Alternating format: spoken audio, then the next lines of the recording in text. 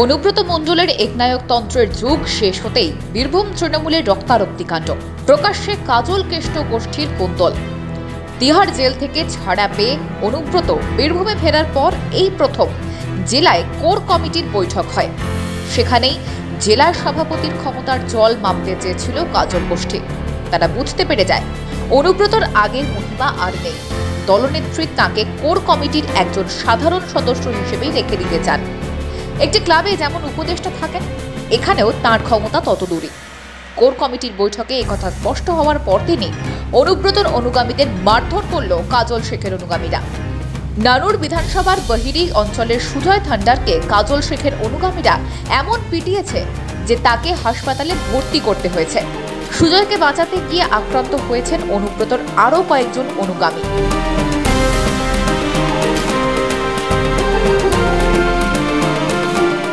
আমি ক্লাবে বসেছিলাম। আমি আগে রাজনীতি করতাম কেষ্টদার সাথে, এখন বসে আছি। আমাদের কিছুই দোষ নাই, পার্টি অফিস যায় না, আসি না, আমাদেরকে ডাকেও না। কিন্তু আমি ক্লাবে বসেছিলাম, চা খেলাম, দিয়ে ফোন দেখছি, আমাকে গোটা 10 জন এলো। 10 জন এসে আমাকে ডাকলো, দিয়ে বললে যে তুই কালকে সকালে বাড়ি ছেড়ে চলে যাবে। আমি বললাম বেশ ঠিক আছে।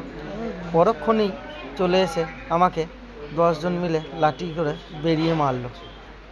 তার মধ্যে আছে, নামগুলো বলে দিচ্ছি: সতাই মাল, যোগু মাল, সূর্যকান্ত মাল, সঞ্জীব মাল, সঞ্জয় মাল, তাপস মাল, আরও বাদল মাল, আরও অনেকজন ছিল। কিন্তু আমার মাথায় বেরিয়ে দেওয়ার পর আমার হোঁশ হারিয়ে যায়, তবু আমাকে ছাড়ে নাই, বেধাক্কা মেরেছে। বিনা কারণে আমার কোনো দোষই নাই। অনুব্রত যে কোর কমিটির সাধারণ একজন সদস্য, তা কোর কমিটির বৈঠক শেষেই স্পষ্ট করে দিতে চেয়েছেন কাজল শেখ। বৈঠকে হাজির ছিলেন আইপ্যাকের পক্ষে একজন। তার উপস্থিতি স্পষ্ট করে দেয় বীরভূম তৃণমূলের দিকে নজর রেখে চলেছেন অভিষেক। সেখানে বুঝিয়ে দেওয়া হয় আগের ক্ষমতা আর থাকছে না অনুব্রতর। কালীঘাটের তরফে এই বার্তা আসতেই এলাকায় নিজের প্রভাব বিস্তার করতে তৎপর হয়ে ওঠেন কাজল শেখ।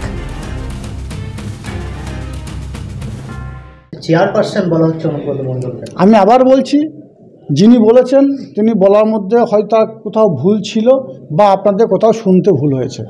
কোর কমিটির আহ্বায়ক হিসাবে বিকাশ রায়চৌধুরী ছিলেন রাজ্যের নির্দেশে, এখনও আছেন দলনেত্রীর নির্দেশে। আগামী দিনেও তিনি কোর কমিটির আহ্বায়ক হিসাবে বিকাশ রায়চৌধুরী থাকবেন।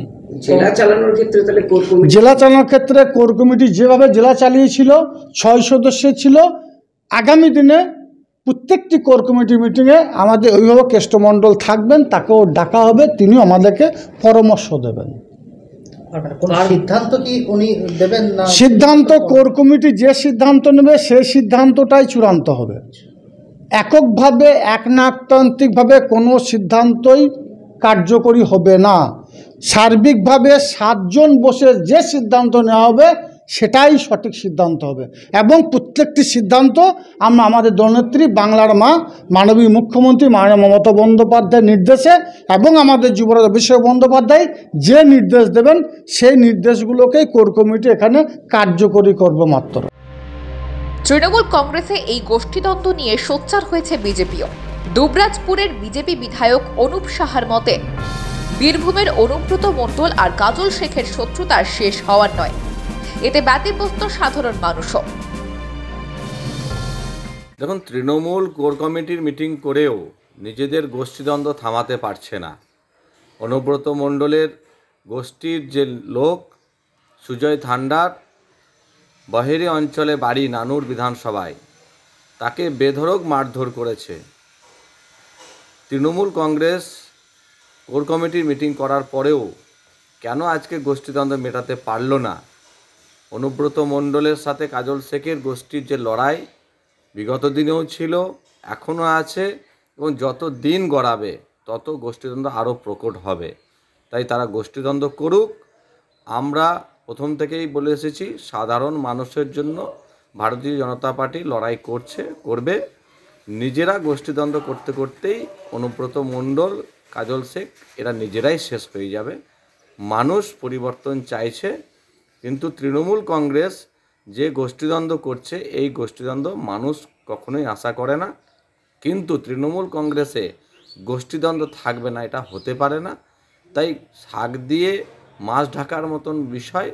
তৃণমূলের নেতারা গোষ্ঠীদ্বন্দ্ব নাই বললেও আজকে প্রমাণ হয়ে যাচ্ছে যে কাজল শেখের গোষ্ঠী যেভাবে অনুব্রত গোষ্ঠীর লোকেদের মারধর করছে এটা এবং প্রকাশ্যে আসছে, এটা থেকেই প্রমাণ যে গোষ্ঠীদ্বন্দ্ব আছে এবং থাকবে। নানুরের হামলার ঘটনায় কাউকে গ্রেপ্তার করা হয়নি। অনুব্রত ঘনিষ্ঠদের দাবি, পরিকল্পনা করেই হামলা চালিয়েছে কাজল গোষ্ঠীর লোকজন। অপরাধীদের বিরুদ্ধে আইন অনুযায়ী ব্যবস্থা নিক প্রশাসন। অন্যদিকে কাজল শেখ অনুগামীদের দাবি, পারিবারিক বিবাদ থেকেই এই ঘটনা ঘটেছে। পুরো বিষয়টি খতিয়ে দেখছে পুলিশ। তবে শাসক দলের দুই নেতার এই কোন্দল কিভাবে সামাল দেওয়া যায় তা ভেবেই অস্থির তারা। ব্যুরো রিপোর্ট, মাধ্যম।